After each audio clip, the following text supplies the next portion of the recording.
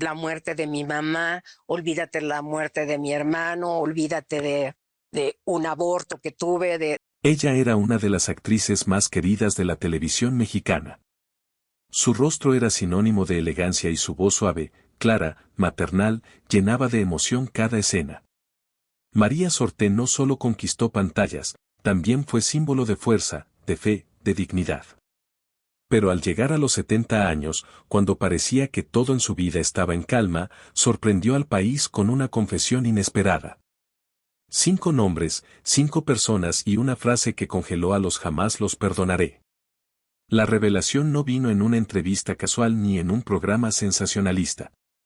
Fue pronunciada con una calma inquietante, como si cada palabra estuviera cargada de décadas de silencio, de heridas que nunca cerraron, de recuerdos que aún queman. Nadie imaginaba que detrás de aquella mujer serena había tanto dolor acumulado. ¿Quiénes eran esas 5 personas? ¿Qué le hicieron para que tras tantos años, aún llevara dentro de sí un nunca tan definitivo? Uno de ellos me dijo que mi apellido era una vergüenza, otro difundió una mentira y que casi me rompe y otro puso en peligro la vida de mi hijo. Así lo dijo, sin lágrimas, sin odio, solo con verdad. ¿Es posible perdonar cuando el daño no solo te toca a ti, sino que alcanza a los que más amas? ¿Se puede sanar lo que se ha enterrado durante medio siglo? En este video veremos la historia detrás del telón que María Sorté mantuvo oculta durante más de 40 años. Y cuando lo hagamos, todo lo que creíamos saber sobre ella y sobre el mundo del espectáculo mexicano, tal vez ya no será lo mismo. María Sorté nació como María Harfuch Hidalgo el 11 de mayo de 1955 en Camargo, Chihuahua. Hija de un hombre de origen árabe, José Harfuch Estéfano, y de una madre mexicana, Celia Hidalgo, creció en un entorno de disciplina, valores familiares profundos y fuertes expectativas. Desde joven, María brillaba no solo por su belleza serena, sino también por una inteligencia que la llevó a mudarse a Ciudad de México con un objetivo: convertirse en médica. Pero el destino, caprichoso y siempre en busca de nuevas estrellas, tenía otros planes. En la capital, la joven María descubrió un mundo que parecía hecho para ella: la actuación. Se inscribió en la reconocida Academia de Andrés Soler, un semillero de talentos del cine y la televisión nacional. Allí, entre clases de interpretación y lecturas de guiones, surgió una chispa nueva. Su voz, su presencia, su capacidad para emocionar al público no pasaron desapercibidas. Fue entonces cuando decidió adoptar un nuevo nombre artístico. Al principio usaba su verdadero apellido, Harfuch. Pero un día, durante la producción de una fotonovela, alguien cuya identidad ha preferido mantener en secreto, soltó una frase: "Qué horror de apellido. Nadie se lo va a aprender". Aquellas palabras, tan crueles como frívolas, la marcaron. Fue un golpe al corazón de una joven artista que apenas comenzaba. Y fue así como María Sorté nació, como un escudo, como una promesa de reinvención. En poco tiempo, su carrera despegó con una fuerza: telenovelas, películas, obras de teatro. Su rostro comenzó a aparecer por todas partes. Protagonizó historias que hicieron llorar a un país entero y su figura se convirtió en una presencia habitual en los hogares mexicanos. María no era simplemente actriz, era un símbolo de elegancia, de templanza, de compromiso. Su sonrisa, tan serena como profunda, se volvió parte del imaginario colectivo.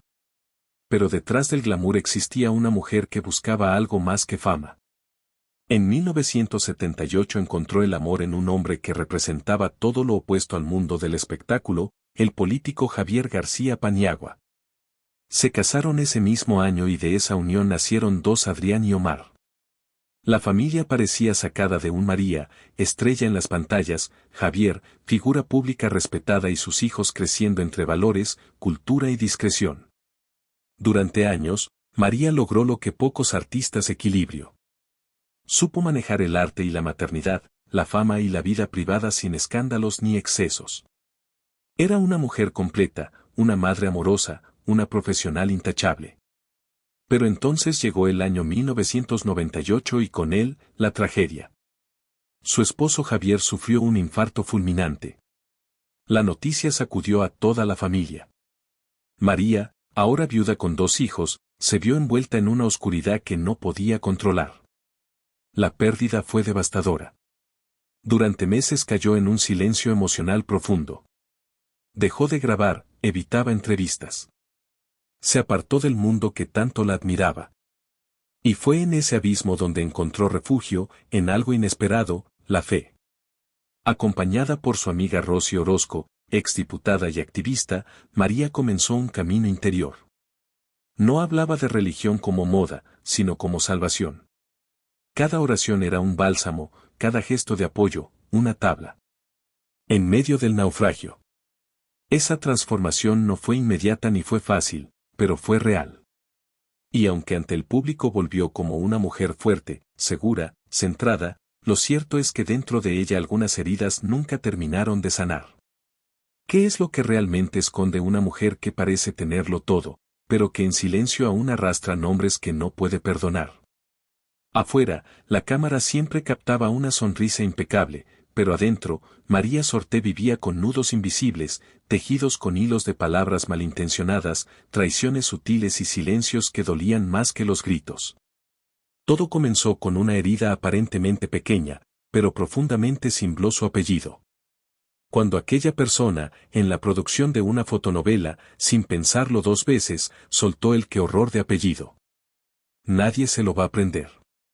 Quizás creía que solo estaba opinando sobre marketing, pero lo que hizo fue negar una parte esencial de María. Le negó su historia, sus raíces, su padre. Fue una frase que se clavó en el corazón de una joven llena de sueños que tuvo que transformarse para ser aceptada. Ese primer dolor, silencioso pero potente, fue el inicio de una larga cadena de momentos en los que María sintió que debía callar para sobrevivir. Años después, cuando ya era madre de 2 hijos y había reconstruido su vida tras la pérdida de su esposo, otra sombra se cernió sobre ella. Un rumor comenzó a circular en redes sociales y programas de espectáculos. María Sorté había sido secuestrada. La noticia, falsa y sin fundamento, se propagó como pólvora. Algunos medios, en busca de sensacionalismo, omitieron verificar la fuente. La familia entera vivió días de angustia, llamadas desesperadas, aclaraciones públicas y una sensación de vulnerabilidad profunda.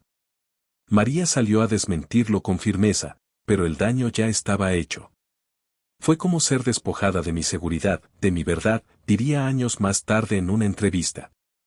No solo se inventó algo terrible sobre mí, sino que me obligaron a revivir el miedo real que llevamos quienes hemos perdido tanto. Y no fue la única vez que el miedo tocó su puerta. En 2020, un atentado contra su hijo Omar García Harfuch, entonces jefe de la policía de Ciudad de México, dejó en María una herida imposible de describir. Aunque sobrevivió al ataque, Omar recibió múltiples impactos de bala y estuvo al borde de la muerte. María, que había conocido el dolor de perder a su esposo, revivió el terror de perder ahora a su hijo. El atentado no solo sacudió la vida política del país, sino también removió las fibras más íntimas de la familia Sorté Harfuch. No hay nada más desgarrador que escuchar que han intentado matar a tu hijo. Y tú, como madre, sin poder hacer nada, confesaría con la voz entrecortada. Desde entonces, la desconfianza se volvió parte de su día a día. María se volvió más reservada, más cauta. En el fondo, sabía que los enemigos de su hijo eran también enemigos invisibles para ella. Y aunque nunca dijo nombres, su entorno más cercano sabía que había rostros, algunos públicos, otros no tanto, que ella jamás podría perdonar. Gente que celebró el atentado, que difundió imágenes, que se burló del dolor ajeno. Esas personas, para María, ya no eran parte del mundo humano. Pero también hubo otro nombre que la historia quiso cruzar con el Alfredo Adame. Actor, presentador, figura polémica del medio. Adame tuvo varios desencuentros con diferentes artistas a lo largo de su carrera. En uno de los tantos momentos de tensión pública, surgieron rumores sobre una mala relación con María Sorté. Ella, elegante como siempre, guardó silencio. Solo muchos años después, en una entrevista breve, dijo con "ha cambiado". No agregó más, pero bastó para que los medios entendieran que allí había algo no resuelto, algo que quizás dolió en su momento. Y es que, estimados televidentes, a veces no se trata de grandes traiciones. A veces basta una frase hiriente, una mentira sin sentido o una traición sutil para dejar una marca imborrable. María, que tanto dio a su público, a su familia, al país, cargó esas heridas en silencio durante décadas. 5 personas, 5 momentos, 5 impactos en su alma que no sanaron ni con el paso del tiempo, ni con la fe, ni con la fama. Porque el corazón humano, aunque fuerte, también tiene límites. ¿Y ustedes, amigos, cuántas veces han callado un dolor solo para poder seguir adelante? La vida de María Sorté, tan expuesta en cámaras, tan admirada por millones, tuvo capítulos que jamás aparecieron en guiones ni en entrevistas. Y quizá el más largo de ellos fue el del silencio. Un silencio denso, prolongado, donde el dolor no encontraba palabras adecuadas y donde las emociones quedaban atrapadas entre la prudencia y el miedo. Tras el atentado contra su hijo Omar, María adoptó una actitud de total reserva. No dio entrevistas, no publicó comunicados. Solo se dejó ver brevemente, saliendo del hospital con un rostro que lo decía todo. Estaba viva, pero no ilesa. Durante meses la prensa buscó alguna declaración, pero lo único que obtuvieron fue una frase pronunciada fuera de "K estoy agradecida, pero ya no confío". A partir de ese momento, María dejó de contestar llamadas de varios colegas del medio. Algunos lo entendieron, otros no. Hubo quienes la acusaron de haberse vuelto arrogante o distante. Uno de ellos fue Alfredo Adame. En un programa de espectáculos soltó "ella ya no es la misma, ni siquiera responde". Y aunque esas palabras no parecían especialmente ofensivas para María, fueron como una nueva herida, una más entre muchas. Porque no se trataba solo de opiniones, sino de deslealtades disfrazadas de comentarios. Pero los ataques no vinieron solo del medio artístico. También en las redes sociales hubo quien, con absoluta frialdad, llegó a justificar el atentado contra su hijo, sugiriendo conspiraciones absurdas o incluso celebrando lo sucedido. Esos mensajes, aunque anónimos, perforaron la fortaleza emocional de María. Su hijo, un servidor público que había sobrevivido a una emboscada con decenas de balas, era ahora blanco de odio digital. Y ella, como madre, como mujer, sentía que la herida era doble. Física para su hijo, emocional para ella. En medio de esa tormenta, una figura apareció con Rosy Orozco. Más que una amiga, se convirtió en su sostén espiritual. Rosy, activista incansable y exdiputada, visitaba a María con frecuencia. Oraban juntas, hablaban durante horas. Pero incluso esta relación fue interpretada por algunos con sospecha. Hubo quienes cuestionaron el papel de Orozco insinuando que utilizaba su amistad con María para fines políticos o mediáticos. Estas insinuaciones llegaron a oídos de Sorté, quien respondió con serenidad, pero también con firmeza: Rosy ha estado cuando más la he necesitado. Lo demás no me interesa. En lo profundo, sin embargo, María comenzaba a sentir que el mundo que la rodeaba ya no era seguro, que cada palabra podía tergiversarse, cada silencio podía malinterpretarse. Y así decidió protegerse. Se alejó de los eventos públicos, evitó convivencias con el gremio artístico, incluso rechazó homenajes, reconociendo que no se sentía en condiciones de sonreír en medio de tanto dolor. Una noche, según cuenta una persona cercana, María rompió en llanto al ver una foto antigua. Ella, su esposo Javier, sus 2 hijos pequeños en un parque. No sabía que esa sería la última vez que todos estaríamos juntos de verdad. Porque aunque sus hijos seguían con vida, el peso del miedo, del duelo y de la incertidumbre había cambiado esa unidad familiar para siempre. En una de las pocas entrevistas que dio tras el atentado, María pronunció una frase que estremeció a muchos. He esperado una disculpa durante tantos años, pero sé que jamás llegará, porque quienes más daño hacen son los que menos conciencia tienen. Esa frase, dicha con voz tranquila, resumiera décadas de decepciones contenidas. Porque sí, María había aprendido a convivir con el dolor, pero perdonar. Eso era otra historia. Estimados televidentes, cuando el corazón está tan herido, ¿cómo se empieza a sanar? ¿Es posible seguir confiando cuando incluso el consuelo se vuelve sospechoso? Pasaron los años, las heridas no cerraron del todo, pero algo dentro de María comenzó a transformarse. Ya no buscaba justicia, ni explicaciones, ni siquiera disculpas. Solo buscaba paz. Y en medio de ese proceso, silencioso y inesperadamente, la vida le ofreció un momento de reconciliación que no tenía previsto, aunque no con aquellos que le habían fallado, sino con ella misma.